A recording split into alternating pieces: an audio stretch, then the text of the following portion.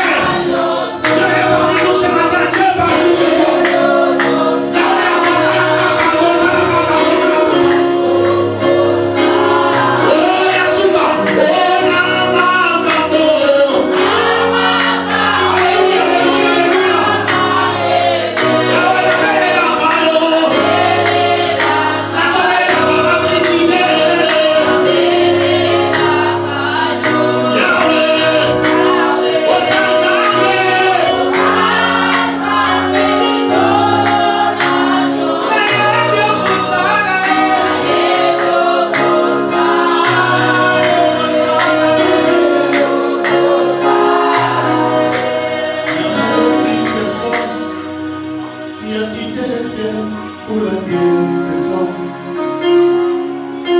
L'amour est une personne qui m'a pris à l'aimer jusqu'à mon cœur. L'amour est une personne qui m'a pris à changer jusqu'à moi-même. Je t'aime, tu le sais. Je t'aime dans mon cœur. Et mon cœur vit en amour pour toi. Tu es mon amour. Je t'aime, tu le sais. Je t'aime dans mon cœur. Et mon cœur vit en amour. Tu es mon amour. Oh, je t'aime, tu le sais. Je te porte dans mon cœur. Mon cœur vit en amour.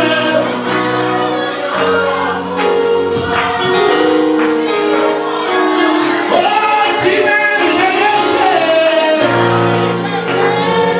Tu me portes dans ton cœur. Et mon cœur vit en amour. Tu es mon amour. Je t'aime, tu le sais. Je te porte dans mon cœur. Tu peux chanter avec moi. Et mon cœur vit en amour.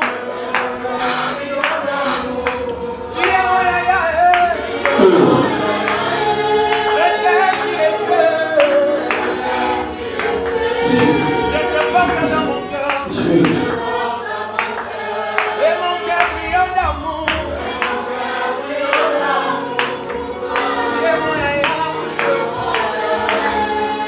Je t'aime, tu le sais. Je t'aime, tu le sais. Je te porte dans mon cœur.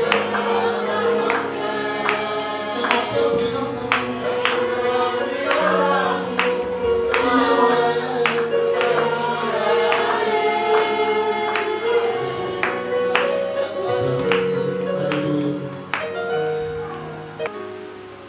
Est-ce que nous pouvons acclamer plus fort pour les Seigneurs de Jésus?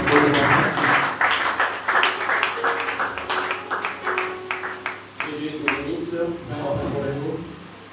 Bien-aimés dans le Seigneur, je suis tellement dans la joie ce matin parce que je te vis dans la présence du Seigneur. Et je suis en train de t'encourager ce matin. Tu es le bienheureux et la bienheureuse de ce matin. Parce que tu es sujet de la joie auprès du Seigneur Jésus. Tu n'es pas venu chercher quelqu'un peut-être qui va te décevoir, mais tu es venu chercher celui qui a toutes les solutions entre ses mains. Sois rassuré que si tu es entré ici avec un problème, je t'assure que tu vas y sortir avec la solution au nom de Jésus-Christ. Parce que le Dieu que je te prêche ce matin, c'est un Dieu que j'ai expérimenté dans la vie. Il ne reste jamais avec la tête de quelqu'un. S'il décide de t'accompagner, il va t'accompagner certainement. Et il te donnera la solution à tous les problèmes de la vie. Et le courage bien aimé, parce que tu as frappé à une bonne porte. C'est la porte de Jésus-Christ de Nazareth. Et c'est lui qui donne la solution à tous les problèmes. C'est la raison pour laquelle ce matin, bien aimé, nous allons partager sa parole. Nous allons nous lever s'il vous plaît. La parole de ce matin, nous la tirons dans les livres de Ruth, chapitre 1er. Alors, du 15e jusqu'au 19e. 15e kilo à 19e verset.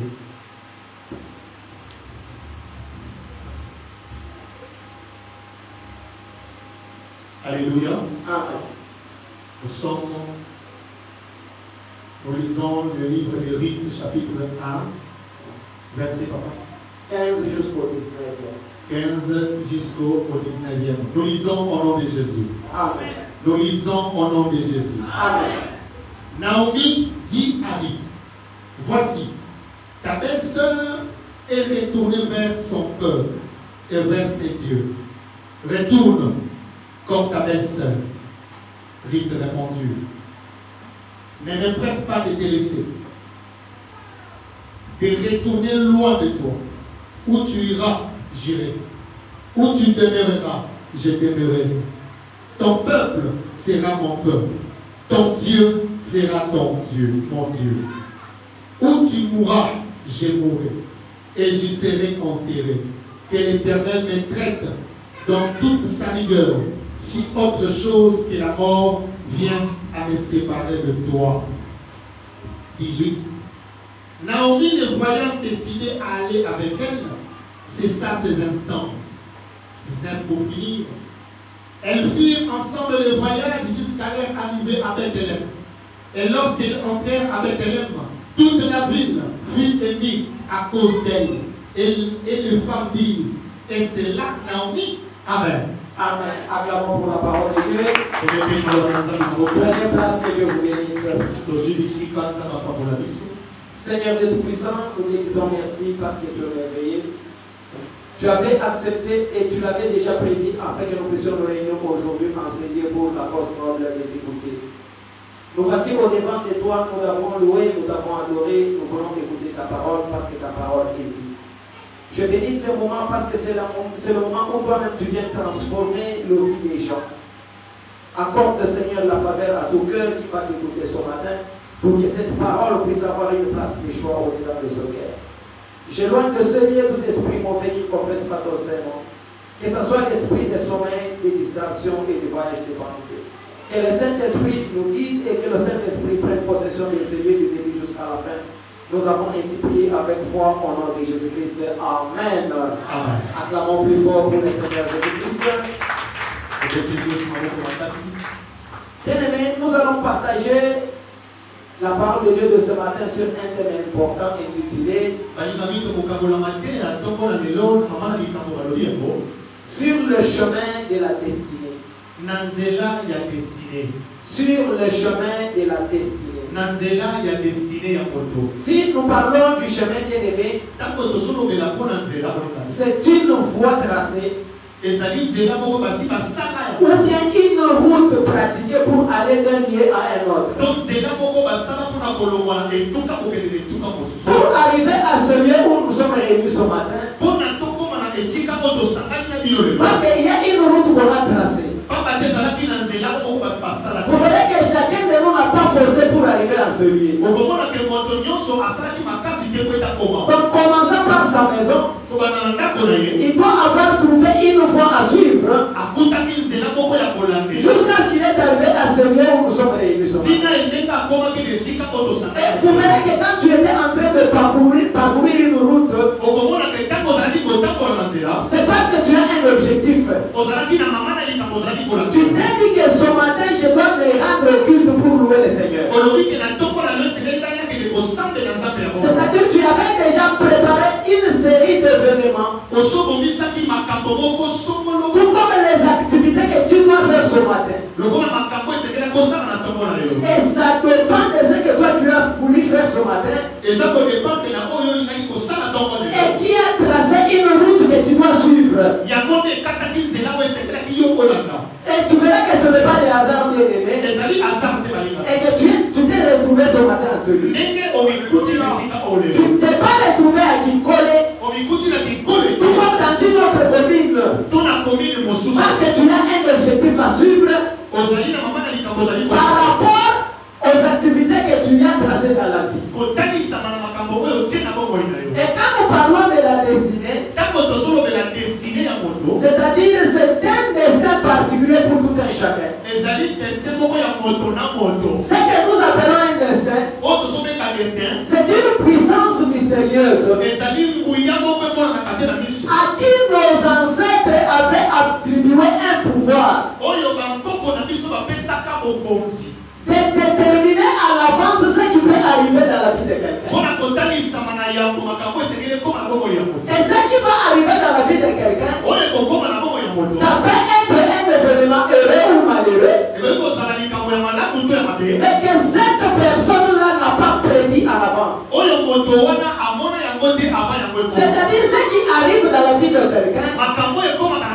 C'est indépendamment de sa propre volonté.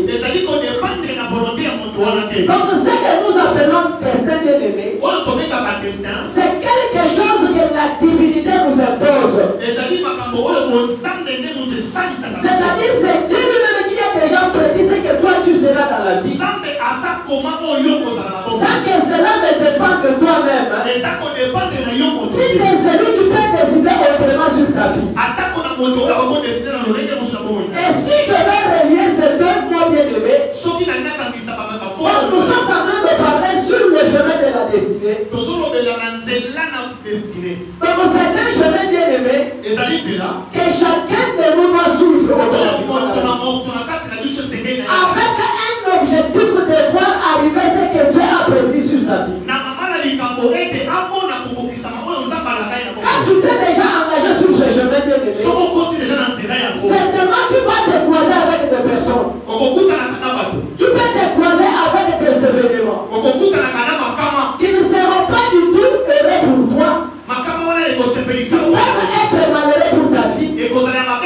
Mais ne te dis pas que ce que tu croises sur cette route-là, c'est ça que réellement Dieu avait prévu pour ta vie.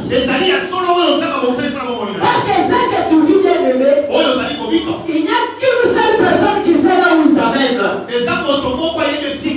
Sur le chemin de la destinée, il n'y a pas plusieurs personnes qui décident. Il n'y a seulement une seule personne qui décide sur ce chemin-là. Et celui qui décide sur le chemin de la destinée bien aimé, et celui que moi-même j'appelle ce matin lui-même le chemin de la destinée, c'est Jésus-Christ de Nazareth. Parce qu'il dit dans Jean chapitre 14, je suis le chemin, la vérité et la vie. Si par exemple nous avons dit que c'est une route à suivre qui a été déjà d'ailleurs pratiquée pour que moi et toi nous puissions y marcher, et Dieu lui-même avait décidé de la fondation du monde de nous envoyer son fils unique que nous appelons Jésus-Christ de Nazareth, afin qu'il soit ce chemin-là sur lequel nous devons marcher. Or, tout celui qui trace son chemin sur Jésus-Christ, quelle que soit la difficulté, il n'y a aucun obstacle qui n'arrêtera en cours de route. Parce que ce que nous appelons le destin bien-aimé, malgré que c'est quelque chose que tu ne vois pas avec les yeux physiques, mais dans la spiritualité étant enfant de Dieu, il faut que tu saches que tu arriveras à ce que Dieu a prévu pour ta vie. Et tu ne t'arrêteras jamais en cours de route. Même si les sorciers de ta famille vont se relier, ils ne te feront rien. Et ils ne t'arrêteront plus en cours de route. Parce que tu viens bien tracer ton chemin sur Jésus-Christ de Nazareth. Alléluia. Bien-aimé, la vie de chaque jour, tout comme ce que nous appelons l'avenir, c'est un mystère. Personne ne sait voir ce qu'il sera demain. Et nous sommes en train de le subir. Par le moment que tu l'as déjà révélé, et que tu le sais que moi ce que je suis aujourd'hui, ce n'est pas ce que je serai demain. Et tu tiens à cette parole pour que tu vives ce que Dieu a dit pour toi. Mais encore des routes bien aimées. Et tu peux te croiser avec des difficultés qui vont bloquer cette promesse que Dieu t'a faite. C'est à toi de bien savoir c'est quelle route que tu es en train de suivre. Parce que tu peux être en train de suivre le chemin qui t'amène déjà à la perdition. C'est-à-dire marcher en dehors de Christ. C'est marcher sur la voie qui va t'amener au regret. Parce qu'il dit que c'est lui le véritable chemin. Il est la vie et il est la vérité. Donc si tu t'amènes sur le chemin de Christ, tu vas marcher dans la vérité et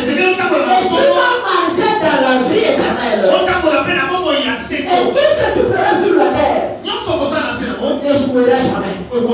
Parce que la voie de Christ a été toujours éclairée. En dehors de la voie de Christ, il n'y a que les ténèbres qui règnent. Or là où il y a les enfants de Dieu, on ne peut pas trouver jamais les ténèbres. Il faut que la lumière puisse y régner. C'est la raison pour laquelle Dieu dit dans Esaïe, les ténèbres ne régneront jamais. Pourquoi les ténèbres ne vont pas régner éternellement? Parce que Christ est déjà venu. Il s'appelle la lumière du monde. Et il dit que tout celui qui va me suivre, il ne marchera jamais dans le ténèbre. Il marchera dans la lumière éternelle. Et moi, Christ, j'avais éclairé sa vie. C'est la raison pour laquelle ce matin, j'ai besoin que quelqu'un d'élevé qui doit être confiant en lui-même. C'est qu'il croit en Jésus-Christ qui est la lumière pour sa vie. Et il doit aujourd'hui commencer à marcher ensemble avec Christ. Pour que Christ puisse éclairer sa vie. Donc vous comprenez que celui qui marche en dehors de Christ, il doit marcher dans le ténèbre. Or tout celui qui marche dans le ténèbre, il doit en train de tâtonner dans la vie. Jusqu'à ce qu'il puisse aller tomber dans un puits. C'est la raison pour laquelle, bien aimé, dans les passages dont on vient de lire, la Bible nous parle de personnalités importantes. Et c'est une histoire que nous tous nous connaissons. Je serai très bref, bien aimé. Cette histoire de la femme que nous connaissons nous tous, Naomi. Naomi était la femme d'un homme que la Bible appelle Elimelech. Elimelech, je vais vous donner les significations de tous les noms que je vais aujourd'hui vous présenter. Elimelech signifie mon Dieu est roi. Mais Naomi signifie ma faveur ou bien la douceur. Donc vous voyez que celui qui s'appelle mon Dieu est roi, il est parti s'attacher à une femme qui est la faveur. Et Dieu les a fait la faveur pour mettre au monde des fils. Le premier, la Bible l'appelle Machlon. Et le deuxième, la Bible l'appelle Kiljon. Malchon signifie malade. Et celui que nous appelons Kiljon, ça signifie quelqu'un qui est frappé par la faiblesse physique et morale.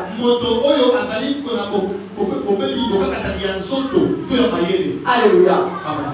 Mon Dieu est roi. Il s'est attaché à la faveur, mais pour mettre au monde des enfants malheureux. Parce que Malchon devait être toute sa vie malade. Et Kiljon devrait marcher toujours dans la faiblesse spirituelle et physique. Quelle contradiction!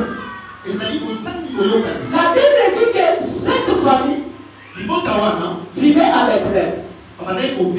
Bethléem signifie la maison du pain. C'est-à-dire la cité où il y avait plusieurs choses à manger. Mais dans cette ville où il y avait beaucoup à manger, bien aimé, la Bible dit qu'il y eut la famine dans cette ville. Et Elimelech a décidé ensemble avec sa famille pour aller vivre dans une autre ville ou bien une autre cité que nous appelons Moab. Or, Moab, bien aimé, c'est une terre qui a été maudite.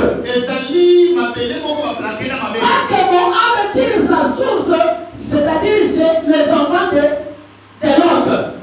Moab est une source, c'est-à-dire les enfants de Lot, qu'est-ce qu'ils avaient fait? Sa fille aînée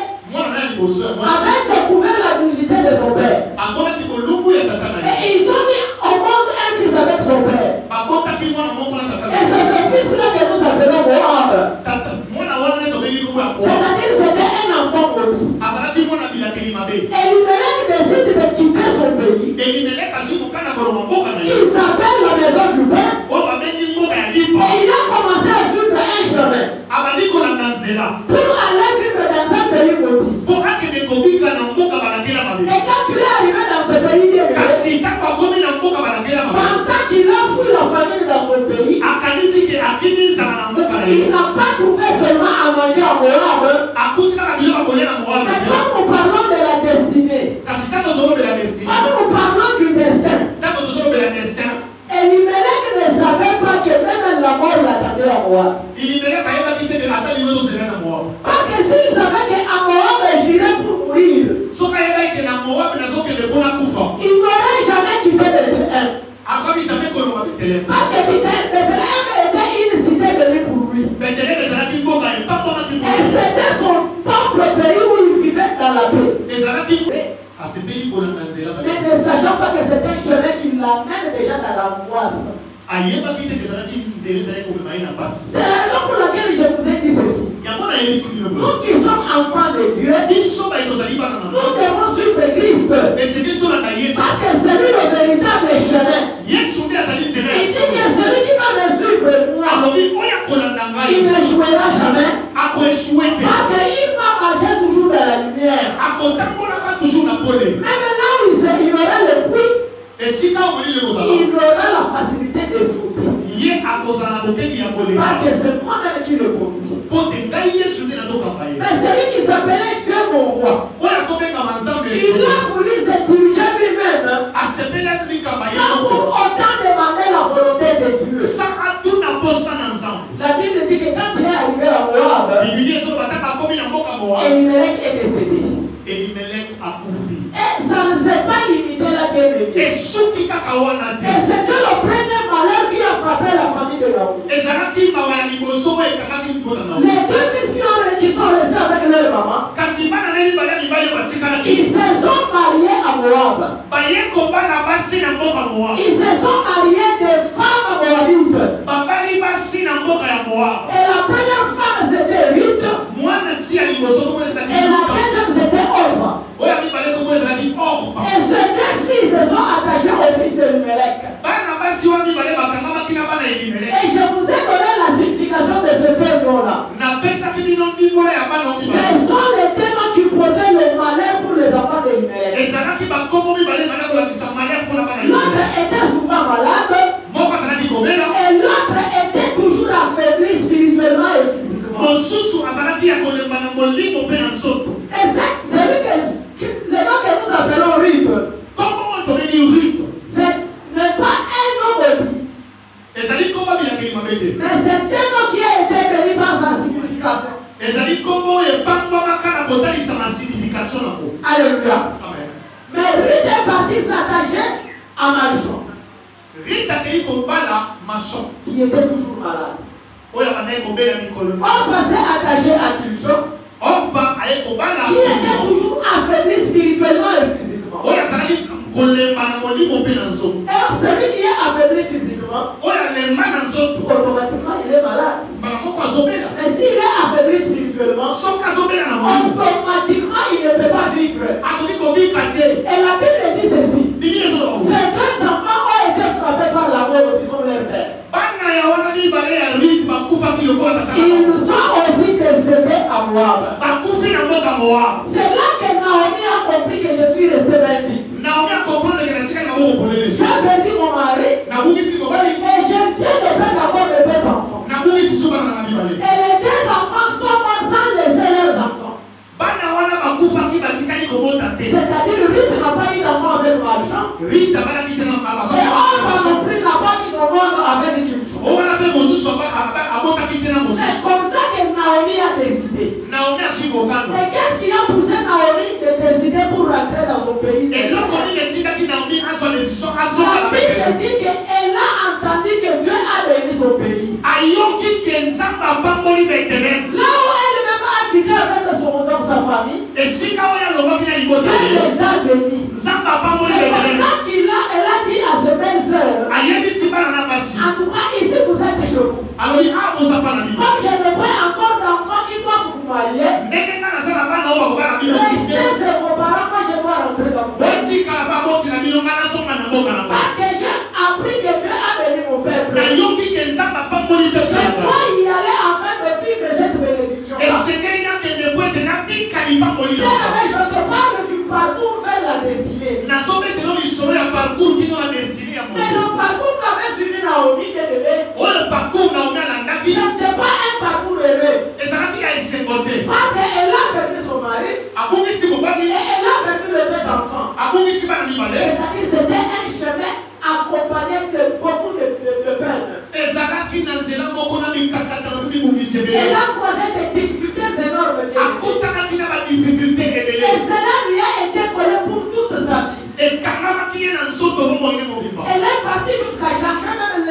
Naomi qu'elle avait.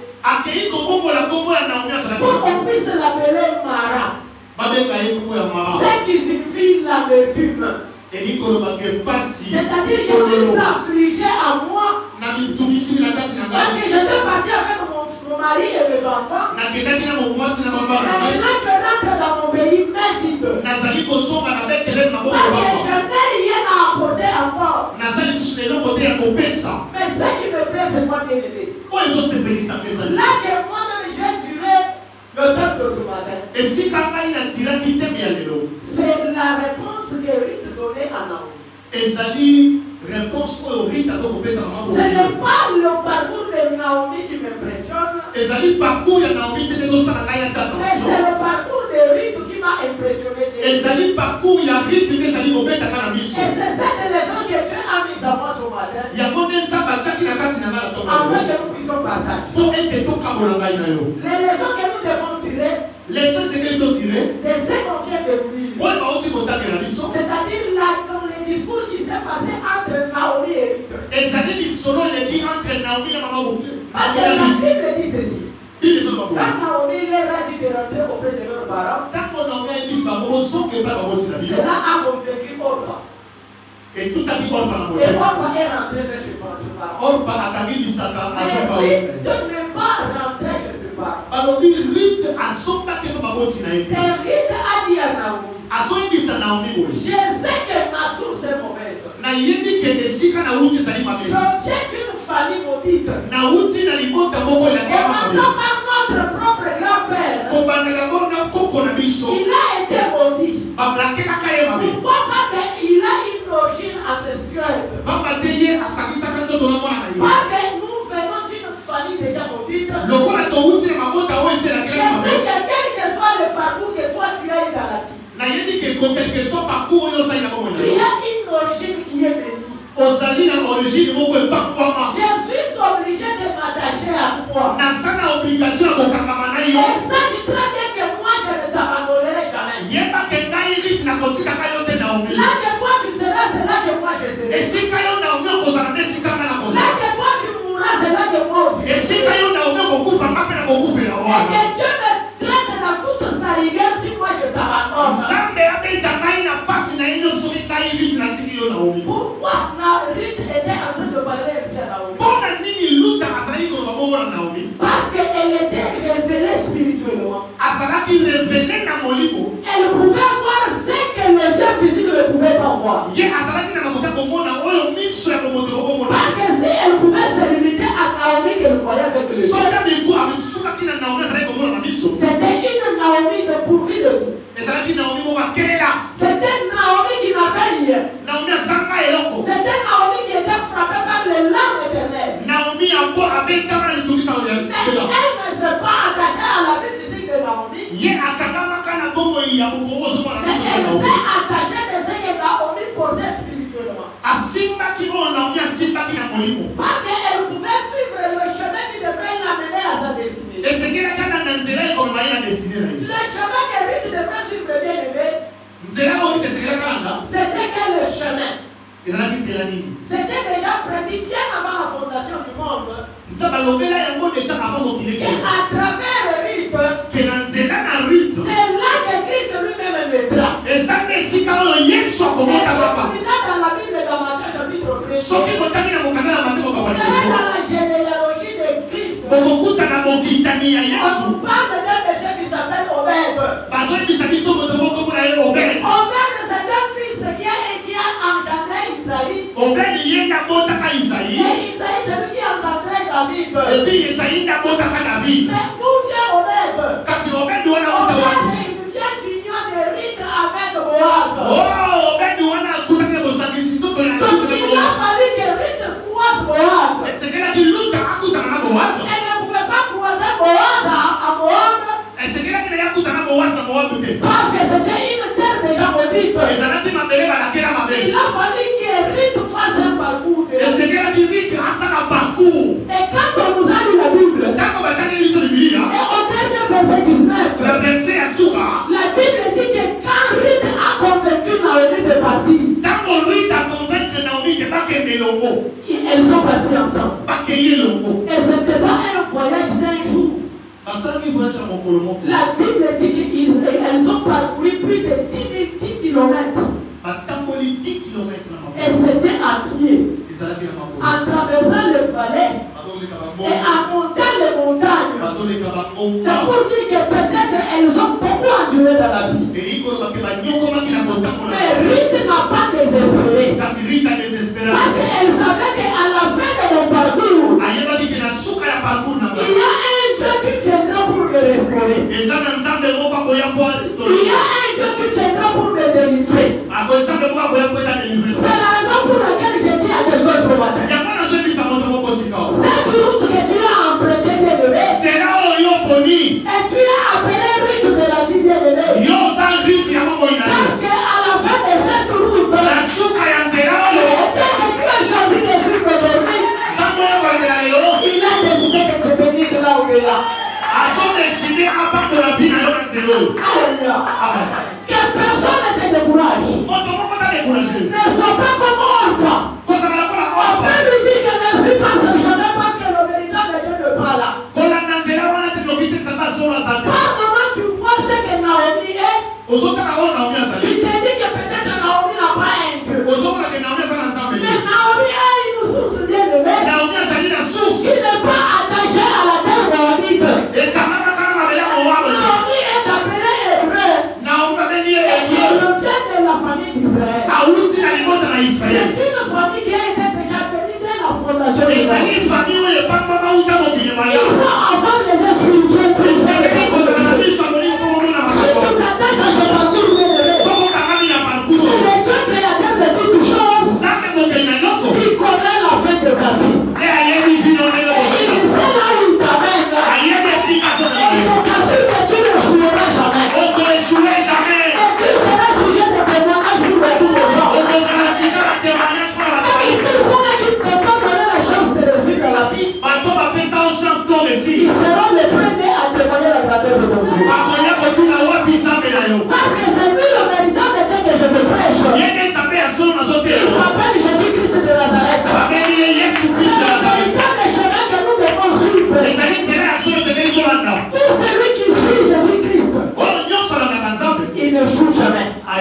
Parce que Christ n'a jamais échoué. Tu t'es mis jusqu'à la fin de son parcours. Il a marché toujours dans la gloire. Comment nous qui sommes ses enfants, nous devons échouer. Il faut déjà enlever ça dans votre esprit.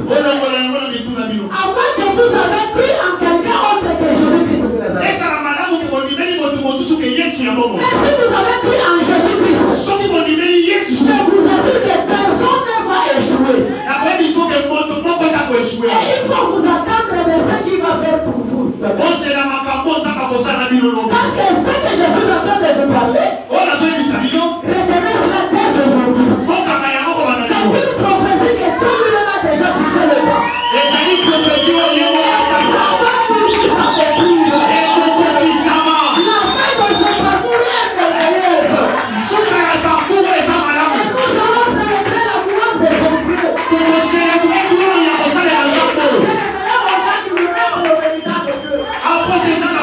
véritable Dieu. C'est un Dieu puissant mélange. Alléluia. Je vous dis, c'est le Dieu créateur de toutes choses. Il a créé le ciel et la terre. Il contrôle le monde physique et invisible. C'est quelqu'un qui connaît là où il nous amène. Il est venu nous dire enseigner. Moi, je suis avec vous. Je vais vous accompagner. Et je sais là où vous-même vous irez. Alléluia. C'est la raison pour laquelle je suis venu vous encourager. Préparez et le côté. Parce que ce Dieu ne vous abandonnera jamais. Alléluia. Quelles sont les leçons que nous devons tirer de ce verset biblique? La première leçon, bien-aimée, ce sont les attitudes qu'avait Ruth qui vont aussi nous caractériser. Effectivement, moi à la place de Ruth, peut-être je devrais faire ce que Orpa a fait. Parce qu'elle a calculé. Naomi n'a dit que la vérité. Elle ne pouvait pas encore mettre au monde dans ce temps-là pour que les enfants grandissent et puissent marier Ruth et Orpa. Donc c'était impossible. Parce que Naomi était déjà avancée en âge. Il n'avait aucun espoir. Donc il a fallu que Ruth et Orpa rentrent chercher d'autres maris. Mais comme l'avenir était en train d'attirer Ruth vers la bénédiction, c'est comme ça que Ruth s'est attachée à Naomi. Elle a abandonné sa propre mère biologique pour s'attacher avec une inconnue dont l'origine est aussi cachée. Mais comme elle était rassurée de la fidélité de Naomi vers son Dieu, sachant que cette Naomi avec qui je suis attaché, elle porte le nom de faveur. Elle était attachée à un gars qui s'appelle le roi. Quand même leur parcours n'a pas été élogieux, je sais que ce retour vers Bethléem, c'est cette bénédiction qui doit aussi caractériser ma vie. Parce que si je reste à Moab, c'est déjà une terre maudite. Et rien de bon ne sortira de Moab. Moi, je dois aussi me déplacer. C'est comme ça que Ruth s'est déplacée en suivant celui qui avait le véritable Dieu. Parce que c'est lui que nous appelons le véritable Dieu. C'est celui qui avait appelé Abraham. Et il lui a donné la promesse pour dire que toute ta descendance sera aussi ma descendance. Et je dois me procurer de cette nation comme la mienne. C'est-à-dire Naomi faisait partie de cette nation-là. Elle portait le fruit de la bénédiction de Dieu. Quelles que soient les difficultés qu'elle a eues dans la vie, c'est ça que Ruth avait fait spirituellement. Et elle s'est attachée à Naomi. Alléluia. Parce que celui que nous appelons Boaz, elle était dans la famille régnante de Elimelech. Or, en Israël, si la femme perd son mari, il avait le droit de rachat dans la même famille là. C'est-à-dire la même femme devrait être remariée dans la même famille. Or, celui qui avait le droit de rachat. Mais regardez comment le destin a appelé Ruth. Quand Ruth s'est croisée avec Boaz, c'était pas Boaz qui était destiné à marier Ruth. Il y avait quelqu'un autre qui avait le droit de rachat. Mais quand on est parti lui dire que c'est une belle femme que toi-même tu dois racheter, il s'est dit que moi je ne suis pas à mesure de le faire. C'est comme ça qu'il a donné son droit de rachat à une autre personne.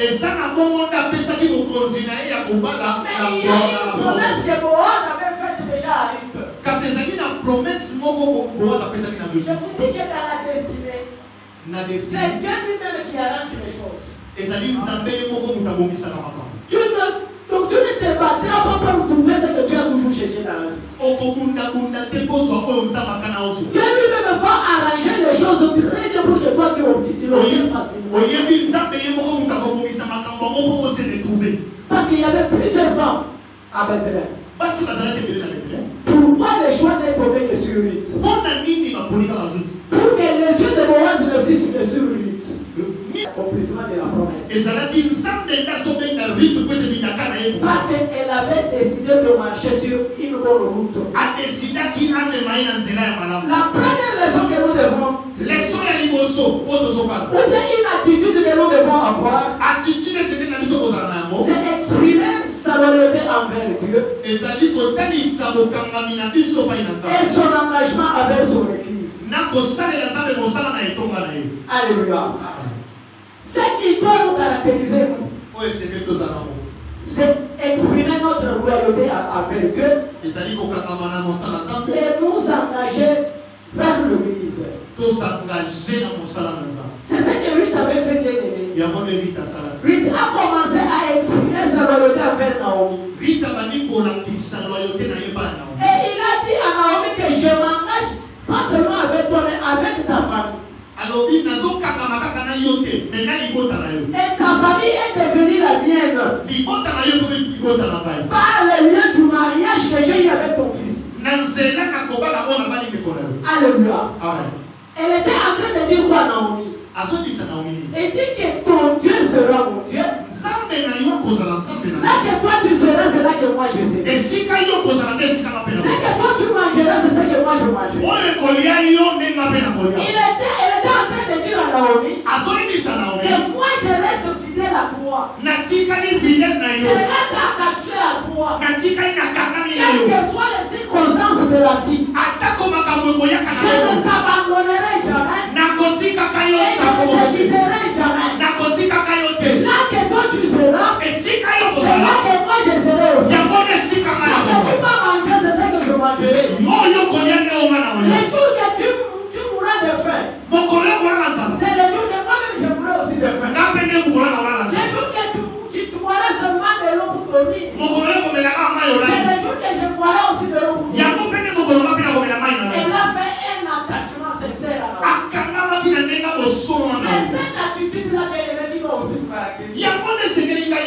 Nous qui s'appelons les enfants de Dieu, nous devons être loyaux à Dieu. Et la loyauté implique la fidélité. Et cette fidélité doit être attachée à la parole de Dieu. Cette parole de Dieu que je te prêche, c'est une véritable parole qui sauve. Cette parole s'appelle Jésus-Christ de Nazareth. Celui qui veut s'attacher à Dieu, il s'attache à la parole de Dieu. Il s'attache à Jésus-Christ de Nazareth. Jésus-Christ dit quoi? C'est moi que la parole qui était venue du ciel, qui s'est fait pécher parmi les hommes. Pour que celui qui va croire en moi, qui ne veut pas calculer la vie éternelle. Comment il ne peut pas être fidèle à Dieu? Sur cette terre des hommes, ce que les hommes peuvent te dévoiler, ce n'est pas ça la vie. La vie c'est Jésus-Christ de Nazareth. Celui qui s'attache à Dieu, il s'attache à la vie éternelle. Et la fidélité bien-aimée implique aussi l'obéissance. Nous devons être obéissants à la parole de Dieu. Qu'est-ce que Dieu dit? Qu'est-ce que nous devons faire? Qu'est-ce que Dieu n'a pas dit que nous ne devons pas faire? Si nous marchons à l'encontre de la parole de Dieu, automatiquement Dieu doit nous quitter. Comme il avait répété à Saül bien-aimé, parce que Saül avait désobéi à sa parole. Donc la désobéissance de la parole de Dieu implique automatiquement le départ de Dieu vers loin de son Père. C'est la raison pour laquelle à chaque fois que les Israélites déplaisaient à Dieu, Dieu était obligé de les envoyer dans la captivité. Alléluia. À cause de la désobéissance. Mais je vous parle ce matin, pour tirer de l'honneur de la parole de Dieu. Nous devons être fidèles à Dieu. Quelles que soient les sollicitations diaboliques qui viendront dans votre vie, soyez toujours attachés à Dieu. N'abandonnez jamais Dieu.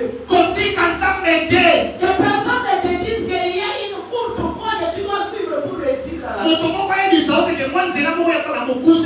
On ne demande pas qu'il y a un féticheur qui te donnera la vie plus que Christ. On ne te dise pas qu'il y a quelqu'un qui t'apportera le bonheur plus que Jésus-Christ. Il n'est pas là et il ne sera pas là.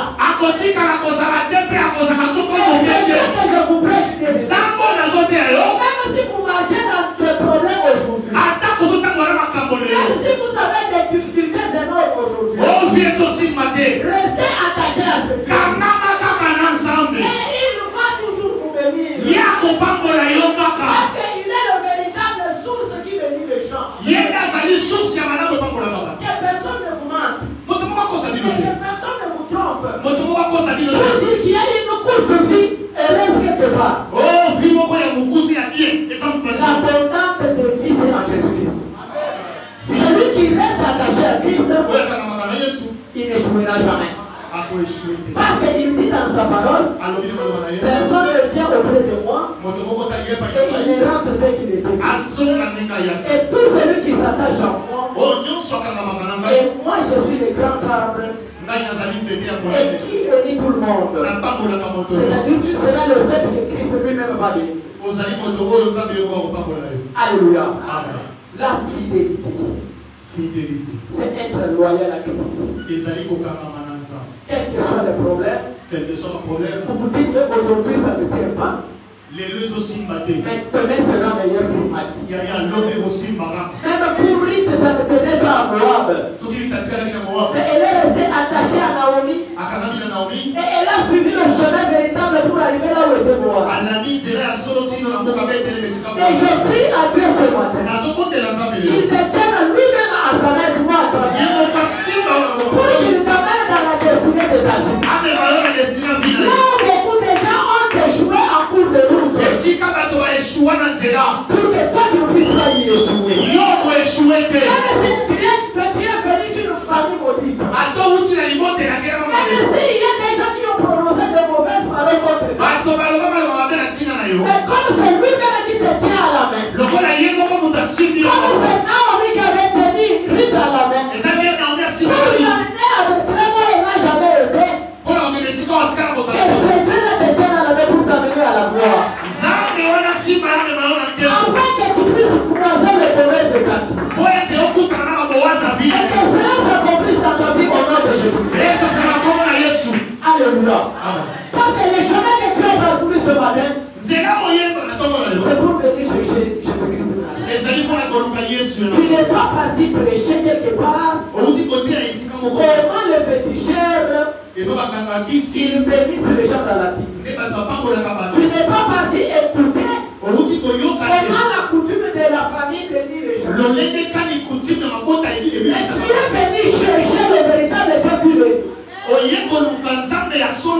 C'est-à-dire tu es sur une bonne voie. Tu es sur un bon chemin. Et je t'assure que ton chemin sera béni. Parce que celui que tu dois croiser sur ce chemin, c'est Jésus-Christ de Nazareth. Il te dit que sois fidèle à lui. Attache-toi à ce Jésus-là. Il ne te décevra jamais. Et il te donnera tout ce que ton cœur désirera. Alléluia.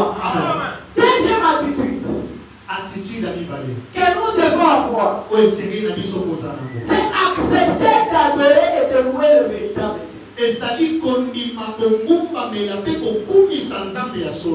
Alléluia. Accepter d'adorer et de louer le véritable Dieu. Si nous parlons du véritable Dieu, c'est-à-dire qu'il y a des faux dieux qui existent aussi. Alléluia. Je vous prêche des choses vraies. Il y a beaucoup de faux dieux qui existent sur cette terre. Alléluia. C'est ce que Ruth avait fait. Dans Moab, il n'est pas en train d'adorer le véritable Dieu. Si vous lisez au verset 16, c'est Ruth qui dit à Naomi. Il dit à Naomi, ton Dieu sera mon Dieu. Je me suis posé la question. Auparavant, qui était le Dieu de Ruth? Alléluia. Parce qu'elle fait une déclaration.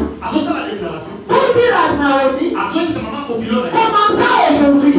C'est ton Dieu qui sera le mien. Alléluia. Donc le Dieu de Naomi, il n'était pas auparavant le Dieu de Ruth. C'est la raison pour laquelle les jours que Ruth lui-même a pris la décision de commencer à déclarer que le Dieu de Ruth sera son Dieu, c'est le jour que le Dieu d'Israël a porté le regard favorable sur la vie de Ruth. Alléluia. Cette déclaration prouve quoi? Prouve que Ruth a accepté de passer l'adoration vers le Dieu de Naomi. Azokana komekosoka na adoration na nzambe ya Naomi. Elle a dit quoi à Naomi? Comme ton Dieu sera mon Dieu. Ici chez nous à Moab, nous ne connaissons pas le véritable Dieu. Nous croyons en un Dieu que nous appelons Kemosh.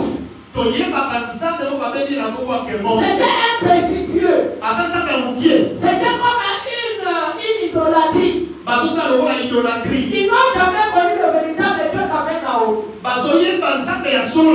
C'est la raison pour laquelle Ruth a décidé de commencer aujourd'hui. Je ne peux plus encore adorer Kemosh. Mais je vais commencer à adorer le véritable Dieu que toi tu as. Il passe déjà la commande ou bien la souveraineté au Dieu de Naomi. Pour dire à Naomi quoi? L'Éternel Dieu qui t'a amené ici à Moab. Je sais qu'il a la capacité de devenir encore. Si les restes attachés à Kemosh, je serai toujours maudite comme toute la nation. Il faut que je m'attache à toi afin que le regard favorable de ton Dieu soit sur moi. Elle était en train d'adorer les véritables Dieux autrement dans la spiritualité. Ce sont ces paroles qui ont touché Naomi. Elle n'a pas encore dit à Ruth de rester chez ses parents. Parce que Naomi a compris une chose. Ruth qui s'attache à moi, je n'ai rien. Mais elle a besoin aussi de vivre ce que j'ai vécu avec le véritable Dieu. Alléluia. Je devais adorer Dieu, louer Dieu. Ce sont des choses que Dieu lui-même nous recommande dans la vie. Si vous lisez dans Exode chapitre 20, du 3e jusqu'au 6e verset, ce sont les 2 premiers commandements que Dieu lui-même nous donne. Qu'est-ce que Dieu dit aux enfants d'Israël? C'est moi l'Éternel Dieu Tout-Puissant qui vous a fait sortir de l'Égypte dans un pays de captivité. Comme je vous ai amené ici dans le désert, vous ne pouvez pas avoir d'autres dieux que moi. Et au 2e commandement, Dieu ajoute en disant, vous ne vous prosternerez pas devant ce Dieu-là. Et vous ne les adorerez jamais. Parce que moi je suis un Dieu jaloux. Je ne laisse jamais impunir une nation jusqu'à la 4e génération. Ceux qui ne obéissent pas à ma parole. Tous ceux qui obéissent à ma parole, je porte mes yeux favorables sur eux jusqu'à la 1000e génération. Alléluia. Pourquoi ne pas adorer un Dieu qui va vous bénir et bénir toute votre descendance? Pour accepter d'adorer un Dieu qui nous amènera pas très loin. Tout ce que nous cherchons dans la vie bien-aimée n'a qu'une courte durée. Il faut chercher le véritable Dieu qui est éternel. Parce qu'au-delà de cette vie que nous menons sur la terre, demain nous mourrons. Quelle sera ta vie au-delà de l'ennemi? Il y a une seconde vie qui nous attend. Avant sincèrement d'être dans la gloire aujourd'hui. Mais je sais qu'après 70 ans je mourrai. Et la vie au-delà de l'ennemi, il y a une autre vie qui nous attend pendant plusieurs années. C'est dans le millénaire. Donc toi tu acceptes de vivre pendant 70 ans avec une courte gloire. Et celles qui viendront vivre pendant 1000 ans mais dans la gloire éternelle. Quand toi tu seras dans les tourments, c'est la raison pour laquelle il faut toujours adorer Dieu bien-aimé. Si aujourd'hui Satan a été précipité sur la terre, parce qu'il voulait prendre la place de Dieu. On commence aussi à l'adorer comme on adorait Dieu. C'est comme ça que Dieu l'a précipité par-dessus la terre. Comme il ne partage jamais sa gloire avec quelqu'un, il ne doit jamais adorer quelqu'un autre dans ta vie. Même si quelqu'un te fait du bien aujourd'hui, il reste toujours homme. Il ne prend pas la place de Dieu dans ta vie. Il va toujours lui rappeler que Dieu m'a venu à travers toi. Alléluia.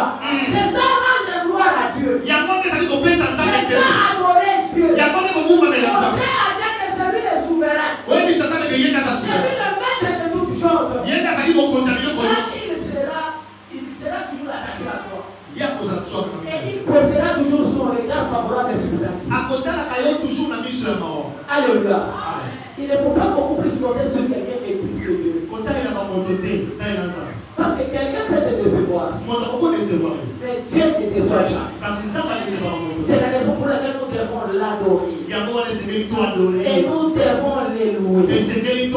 Et quand tu es dans la présence de Dieu, on te dit de l'adorer, fais-le avec joie, avec humilité.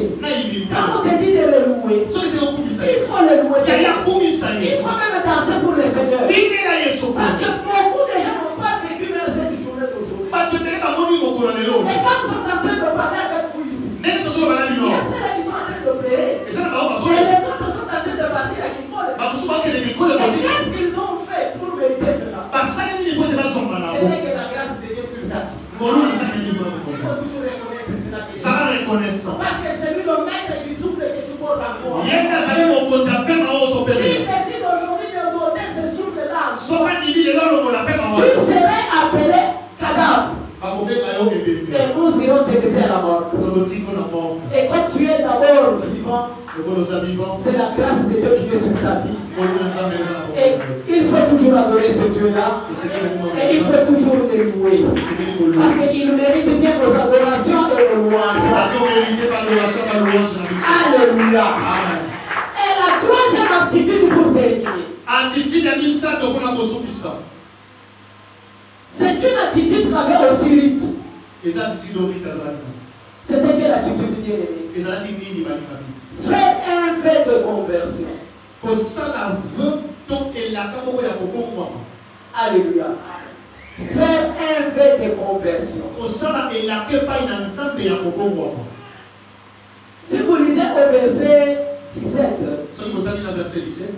c'est la Bible qui dit, celui qui parlait c'était Ruth.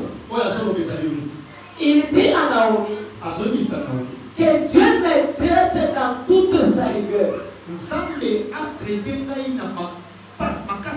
Si tout ce que moi je t'ai dit, je pars mourir en dehors de ce fait que je te fais.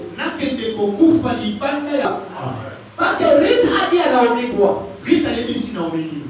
Ne pousse pas de m'éloigner de toi. Parce que ton Dieu sera mon Dieu. Ce que tu mangeras, c'est ce que je mangerai. Là que toi tu dois dormir, c'est là que je dormirai. Là que tu mourras, c'est là que je mourrai. Et ce que je te fais aujourd'hui, si je ne l'accomplis pas, que Dieu me traite dans toute sa rigueur. Autrement dit, Ruth était en train de faire un vœu à Naomi. Et ce fait doit impliquer un bon témoignage. Et cette conversion, c'est ce que nous appelons le changement de croyance. C'est le retour aux bonnes pratiques et à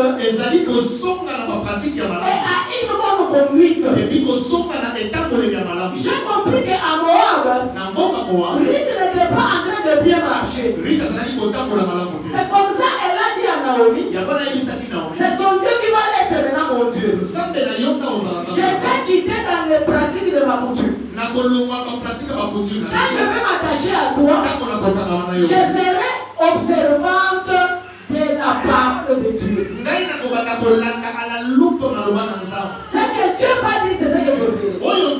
Ce que Dieu ne dit pas, je ne le ferai pas. Et je reste attaché avec toi pour toujours. Je ne te le dis parce que je t'aime. Je ne te le dis parce que j'aime le Dieu qui t'a appelé. Et je suis obligé de croire à tout ce que lui me dira. Ruth a fait une conversion de afin que le Dieu de Naomi puisse commencer déjà à contrôler sa vie.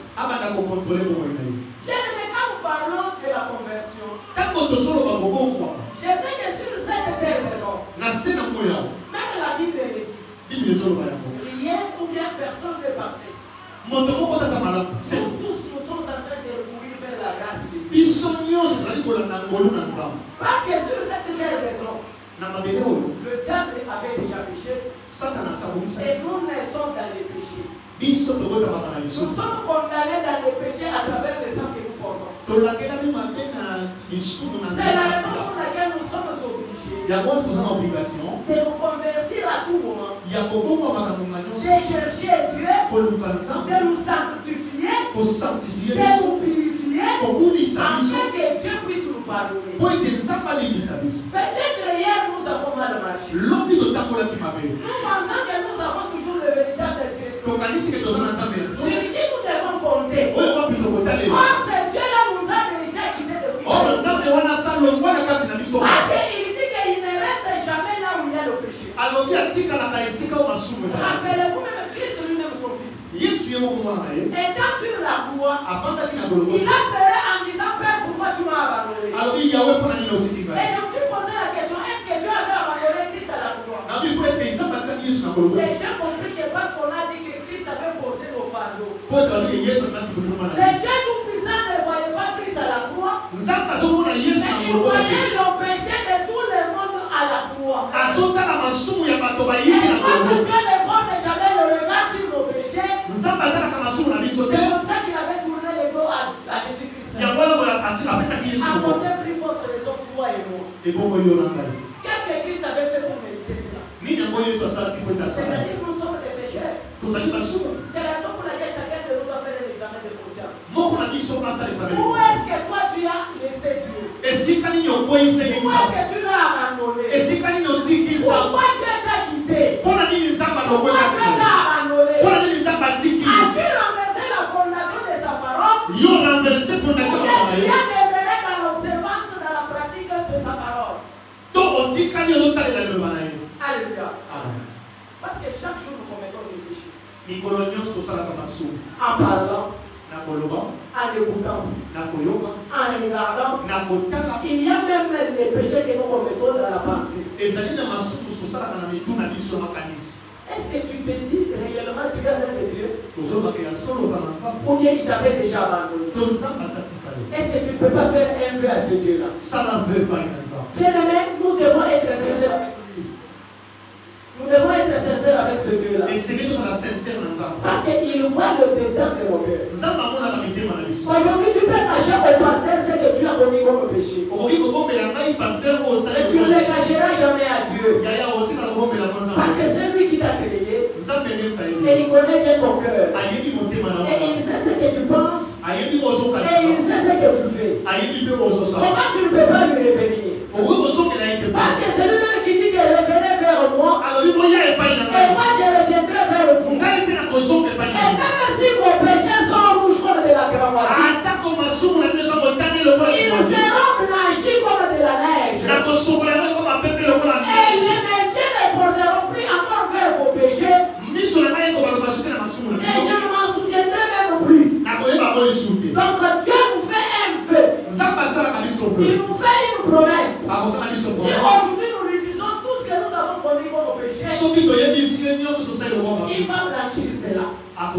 Et il ne se reviendrait même plus sur ça. Parce que c'est un Dieu de grâce. Et c'est sa grâce qui sera bonne sur nos vies. C'est la raison pour laquelle Christ nous a dit: venez savoir vous tous qui êtes fatigués, et je vous donnerai du repos. Celui qui a besoin du repos, c'est celui qui sait transporter ses fardeaux Et aller les décharger vers celui qui est capable de te donner. Celui qui peut poser le fardeau que tu as. C'est Jésus-Christ de Nazareth. Est-ce que tu ne peux pas encore te reconvertir, bien-aimé? Je sais que tu es chrétien. Je sais qu'il y a un jour que Christ t'a appelé. Il y a un jour que tu l'as croisé. Il a pris la décision de tout abandonner. Et tu l'as accepté comme ton Seigneur et ton Sauveur. Mais sur ton parcours de la vie, il y a des choses qui sont arrivées. Tu es embourbé dans des choses inutiles. Et par moment, le monde t'a corrompu. Pour terminer une autre vie, tu ne prends la véritable vie que tu dois vivre. Mais prends conscience. Où est le premier amour que tu avais pour Christ? Est-ce que tu demeures dans cet amour-là? Ou bien tu l'as déjà abandonné? C'est la raison pour laquelle il est venu. C'est Dieu que je vous prêche. Il s'appelle un Dieu saint. C'est un Dieu saint. C'est un Dieu qui marche dans la sanctification. Il fait que nous qui croyons en lui, que nous puissions être ses imitateurs. Ce qui ne nous fait pas, nous ne pouvons pas le faire. Que ce que lui fait, que nous puissions aussi le faire. C'est ce qui va plaire à Dieu, afin qu'il nous puisse encore nous bénir. Alors, bien aimé dans le Seigneur, je suis en train de chuter avec mon message. Je sais que Naomi a eu beaucoup de difficultés dans la vie. Mais toutes ces difficultés-là n'ont pas empêché Naomi de regarder derrière. Il s'est dit que j'ai abandonné le Dieu de l'Éternel. C'est un véritable Dieu qui a toujours béni. J'ai choisi de me conduire selon ma propre volonté. Est-ce que je ne peux pas rentrer? Rentrer derrière bien-aimé, c'est regarder dans le rétroviseur. Là où tu as abandonné ton Dieu, pour que tu puisses y rentrer afin de le récupérer. Parce que ce Dieu-là, il t'attend là où tu l'avais laissé. Afin que lui-même puisse avoir pitié de toi et qu'il te fasse encore grâce. Parce que Naomi était aussi porteuse de la promesse de Dieu.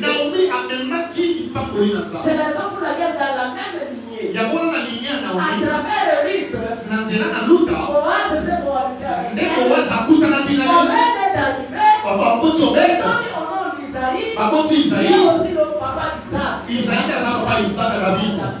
Et à travers David, nous avons Jésus-Christ de Nazareth. C'est la raison pour laquelle on l'appelle les lions de la tribu de Juda. Parce que David vient aussi de cette lignée-là. Et c'est Dieu que je viens prêcher ce matin. Puisse déjà commencer à te faire grâce. Afin que cette grâce-là localise ta vie. Dans le parcours là, tu feras sur cette terre de l'homme. Et tu ne puisses pas encore marcher seul. Et que tu puisses marcher avec le véritable Dieu. Qui a toujours béni les gens. Et c'est Dieu que je t'ai prêché ce matin.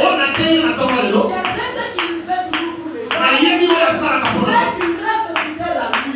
Si tu décides de rester fidèle à ce Dieu-là, il t'abandonnera jamais. Il te fera toujours grâce. Même au soir de ta vie. C'est ce que je suis en train de dire. Il réussira la promesse de Dieu dans ta vie.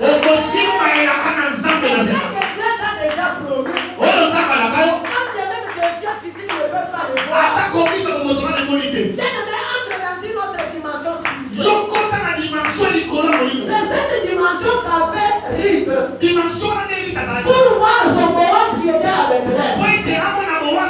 Et qu'est-ce que toi tu détiens de véritable mais qui est encore au-delà de ta vie? Mais comme c'est caché aux yeux physiques,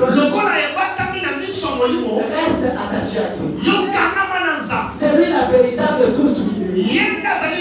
Comme tu as une origine mauvaise, parce que tu viens d'une famille, il y a beaucoup de soucis. On ne fait pas l'émergence des gens.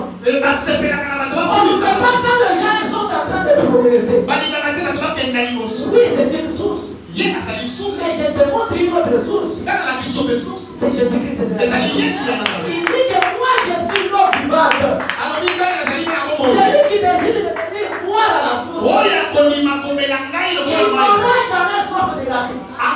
Est-ce que tu n'as pas besoin de chercher la vérité? C'est Jésus-Christ de Nazareth. Attache-toi à lui, mais à condition que tu restes fidèle.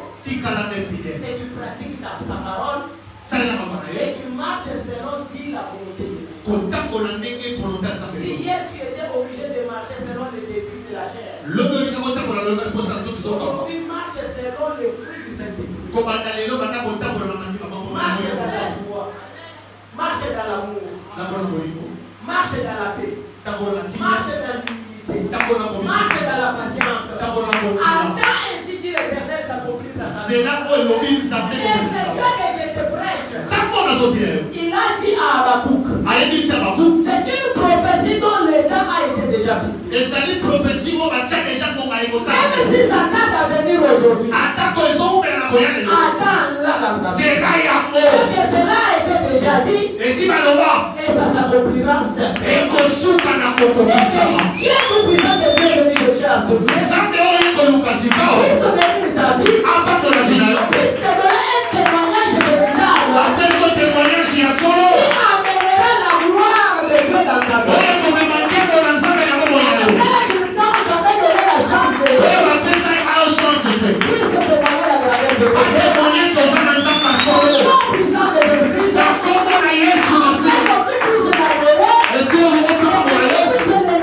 Et que tu puisses le louer. Avec une foi.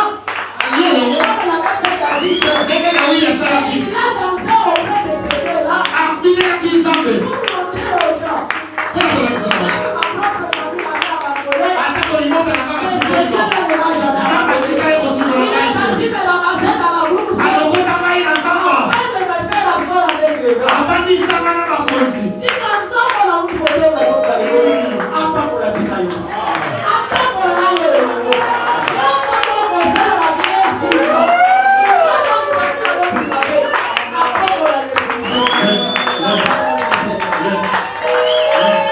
Est-ce que tu peux encore acclamer très fort? Est-ce que vous connaissez que Jésus est le roi? Il mérite ta gloire, il mérite l'honneur. Yes! Ça passe bien. Ça passe bien. Et la source de ma joie. Dieu est la source de ma joie. Dieu est la source de ma joie. Dieu est la source de ma joie. Je chanterai en tout temps sa bonté. Je chanterai en tout temps sa sainteté. Je chanterai en tout temps sa bonté. Je chanterai en tout temps sa majesté. Dieu est la source de ma joie. Dieu est la source de ma joie. Je chanterai ses bienfaits à jamais, sa bienveillance et sa paix à tout jamais. Je chanterai ses